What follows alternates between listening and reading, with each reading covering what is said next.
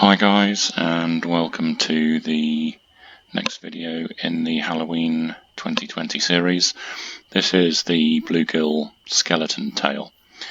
Now it's quite interesting, having done this mission 2 years ago on my other account. This was an absolute killer 2 years ago, and you had to catch many fish, some of which would be skeleton bluegills, but a lot of them wouldn't. They'd be normal bluegills or other fish. And I remember working out and also watching a video by KP Shimino at the time, where we both came up with the idea of having a very shallow leader on the line, and actually watching to see whether the fish that was about to bite was a bluegill, skeleton bluegill, or just a normal bluegill or something else. You could actually see the bones in the water. You can still do that, but it seems like they're much easier to catch. Last time round, or 2 years ago, we found that candy was the best bait, but there were two other baits, and I think they were certainly Halloween baits, like sour bread and probably mouldy cheese, but they weren't as good as candy. It seems this year that they've just made it so that if you're using candy, then you catch them. I've caught quite a few with a very high leader, right up at something like 20 centimeters. But I've just caught one at about 56 as well, so it doesn't seem to matter too much, because you don't seem to need to use the method of watching what's actually going to take the bait, because it seems to be that it will always be a skeleton bluegill, or often. I think the first one was a catfish, but I've caught 4 in a row, as you can see there.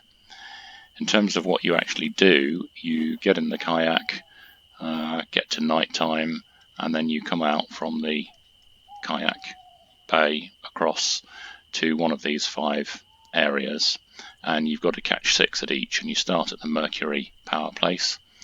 And when you're there, you can see what the area is. It's demarked, or it's marked out by this sort of smoke or steam or whatever coming up.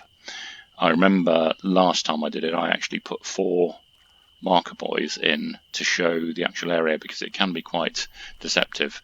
The best thing to do is just sit to the edge of the actual steam coming up, so you can see where my rod tip is about the edge there, and where my rod tip is now is about the edge there, and it's a sort of diamond shape. You can't lay your markers out by looking at the map, because they have made it so if you zoom in, it just gets smaller and smaller. So that doesn't really help, but you can either lay some markers out or just aim roughly in the right place, but you will only catch them in the area that's got the steam coming off.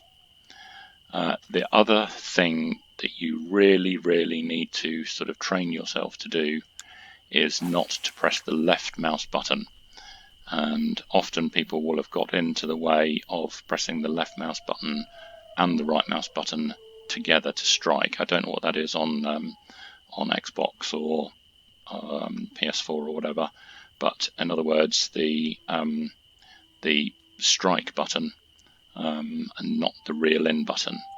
You must press the strike button first. If you've got about this much line out and you press the reel in button, even together with, let alone before the other one, then it'll say you struck too quickly or whatever.